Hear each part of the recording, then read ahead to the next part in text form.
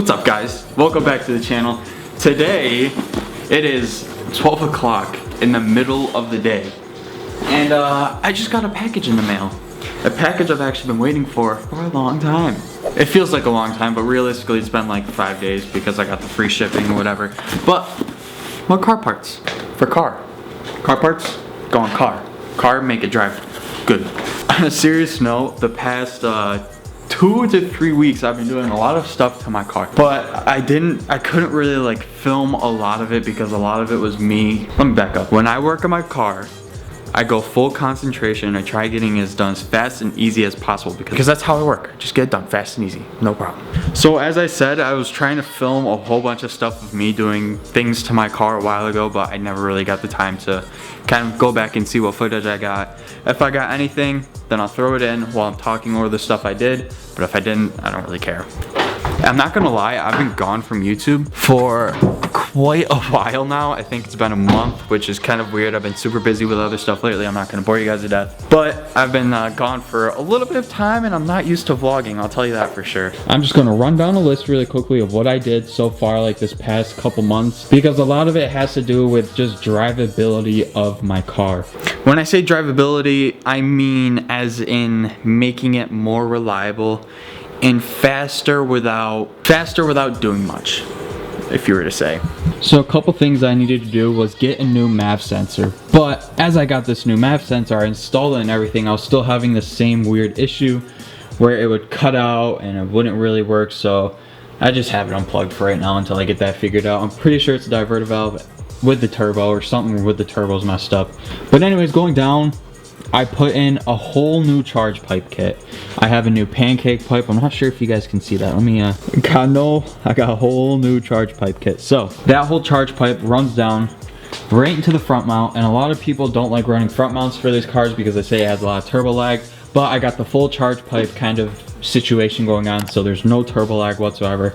Plus, I have a stock turbo, so it's not like I need anything crazy.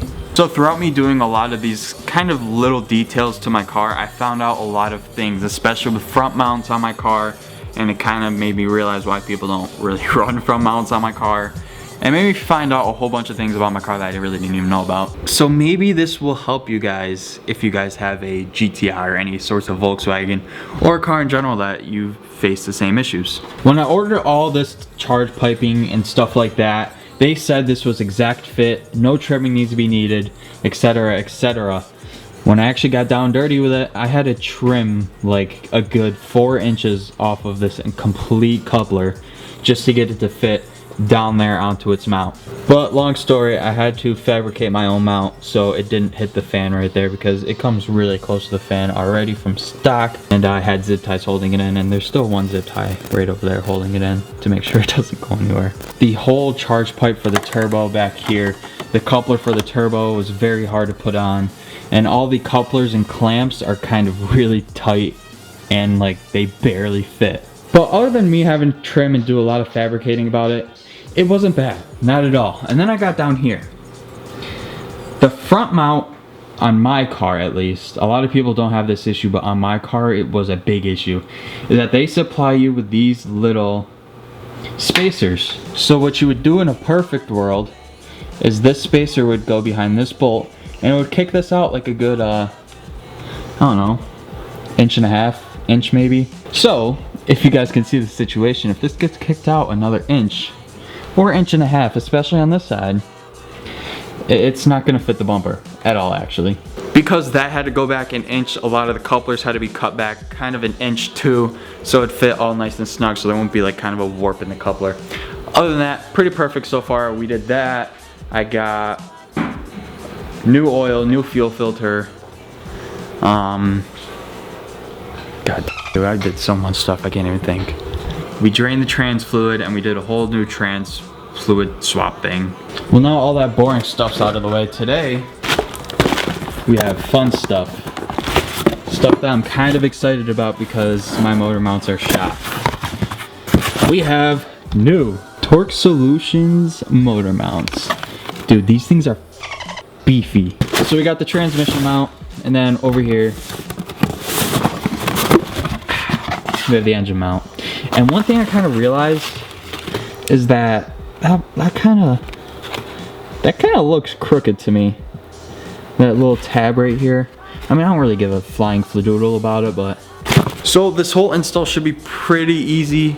Knock on wood, every install for my car has been easy so far, no problems. So hopefully there isn't a strip bolt or anything that'll make me want to commit. So all that boring stuff's out of the way. Time to jack up the car and get going on it.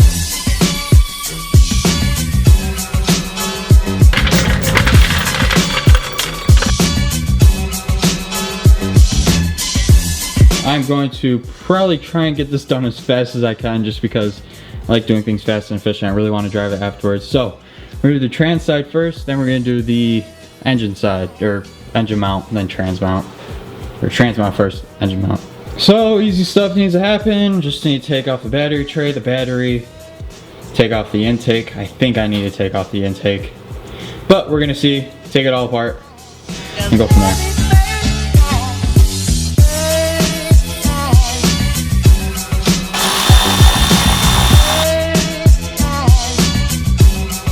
Alright, take that back. We're just going to take off this whole intake really quickly just to save my life and make it really easy.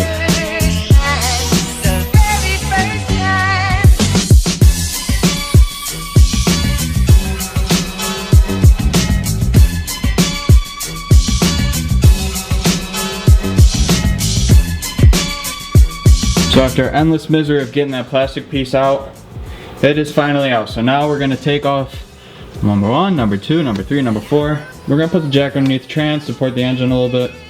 Take this out once and for all.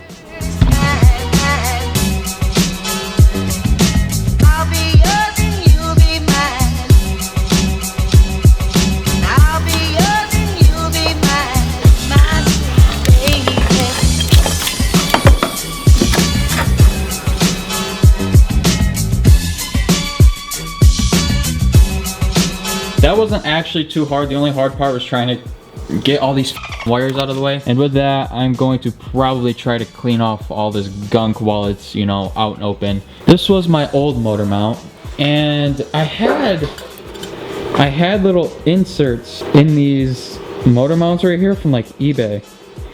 And these inserts helped with the side-to-side motion, but as you guys can see, there's no insert in this. So I think it fell out somehow, which is probably why I got a whole bunch of noises and stuff. The up and down motion, it isn't bad, but considering there's a 600-pound engine on it, I shouldn't probably be able to move it with my hand that much. And as you guys can see, it is like just detrimentally not straight anymore. Other than that, it seems to be in pretty decent condition. There's no cracks. The rubber seems good. So VW, good job. With that, we got the nice clean motor mount in. Now it's time for the engine side. I'm gonna tie up and get everything back on there.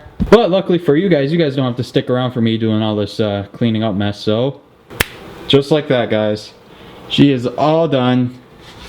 And you can't even see it anymore. But the only thing that's kind of difficult about this side is that there's a fender to the frame bracket right there I need to take off. And I need to kind of pull this whole coolant reservoir side. So beyond that, it's all pretty easy, so let's get to it.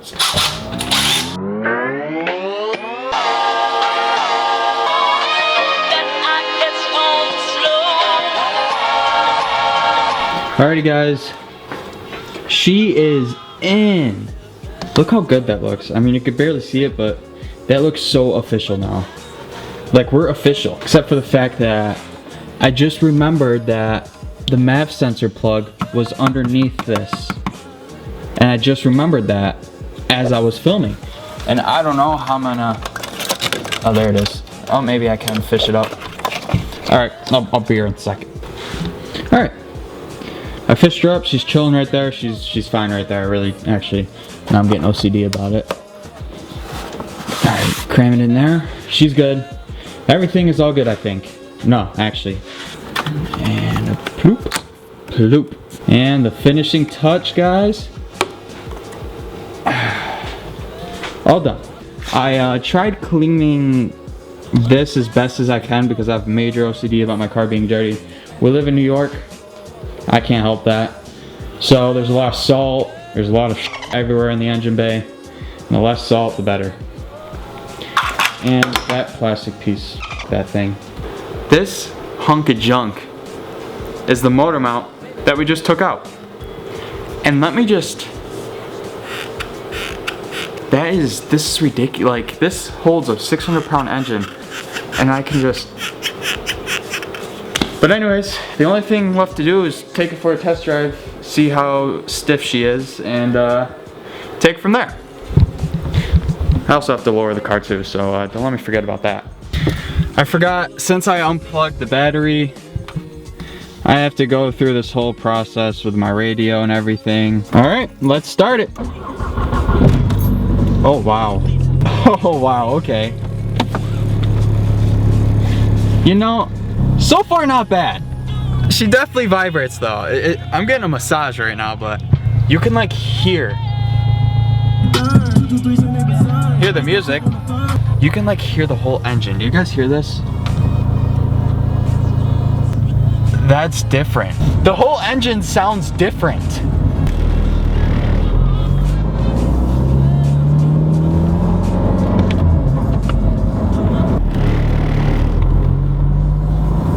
What did I do? You guys are gonna think I'm bugging out. I'm not bugging out. Like, it sounds like there's a speaker inside of my car with a microphone that's in the engine bay.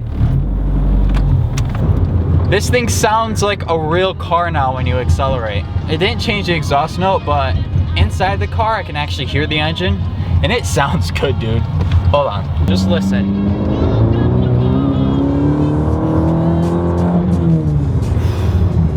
That sounds so good now. Alrighty guys, we are back in the garage. Got the GTI here. It's been a few days since I last kind of filmed for this video. Wow, I need to fix this lighting. Oh, it's all the way up there. I don't think I'm going to, I'm not even gonna bother. I'm still trying to figure out the whole lighting situation in this garage because most of the lights are just overhead right here, and they're all just kind of scattered in a place where it's not good for vlogging. Long story short, it's been a few days since I last picked up this camera just because I wanted the motor mounts to completely settle in before I give my honest opinion about them. And put about 600 miles-ish on the car since then, so it's been about a week. The first 100 to 300 miles, it was a very harsh ride, let me just say that for the least. It was very, just very put. It was very put together. After around 200 to 300 in that time period, I guess they broke in a lot, actually. They broke in. One thing that is for sure is that after it was broken in, a lot of the vibrating has been gone, but since it's been vibrating so much, I have an aftermarket stereo from the previous owner, and there's a lot of wires behind it. It literally looks like a spider web of wires behind the radio, so I have to clean all that up. I'm almost 100% sure that a lot of the wires that were behind the radio that the guy taped up and stuff, the tape fell because of the vibration. So a lot of which the wires are just dingling around in there, vibrating a lot, and it's causing a horrible sound. But disregard all that. The motor mounts make the car drive 100% better. It is the biggest difference I think this car has ever gone through, other than the tune. The tune definitely made a big difference, but the motor mounts, definitely one of the biggest difference I've felt with the car thus far throughout everything. The power literally just gets planted to the ground, and even though we're in winter right now, it's 20 degrees out, it's snowing, it's wet, and the tires I have on right now are like 215s or 195s. Hold on. 215s, so we're not gripping anything. Even without gripping anything, it still doesn't wheel hop, it doesn't feel like I'm gonna die. When it spins, it literally just spins. It's not like a crazy torque steer spin, it's not like a crazy like holy shit I'm spinning. Like half the time you can't even realize that it's spinning, which is kind of weird. If you guys are looking to get motor mounts, I definitely recommend Torque Solutions. This is not a paid promotion, this isn't a sponsorship. I'm genuinely saying Torque Solution motor mounts, definitely the first 1,000 miles are the best. We'll see how they are down the road though, but for right now they're pretty decent. The only thing I do have complaints of is the bolts that they gave me did not fit, and they weren't the right thread pitch. I can't even find them right now. The bolts were not the right thread pitch at all, so I had to use the OEM bolts. Sooner or later I'm gonna replace them with new bolts because they are stretch bolts, and it's not really good to use. It's not good to use those old bolts. One thing that is for sure, after stiffening up the motor, there's a lot of other sounds and a lot of other clunking that has been happening, and I'm pretty sure that's just all subframe or control arm bushings. But we're gonna get some more love done to the GTI in later videos, as you guys will see later on.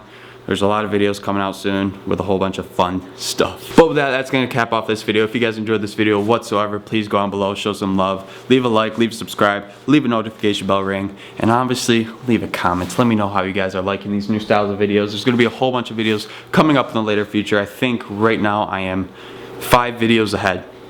So that's good, that's very good. But feast your eyes on her now, because she is not gonna be staying this way at all. She will be completely different, lowered. The whole front end's gonna be maked over. I have stuff over there to put on my car, I have stuff over there to put on my car, I have stuff over there to put on my car. There's a whole bunch of stuff. So with that, I will see you guys in the next video. I haven't capped off a video in forever, so peace. I put that bitch in the back with the Burberry on.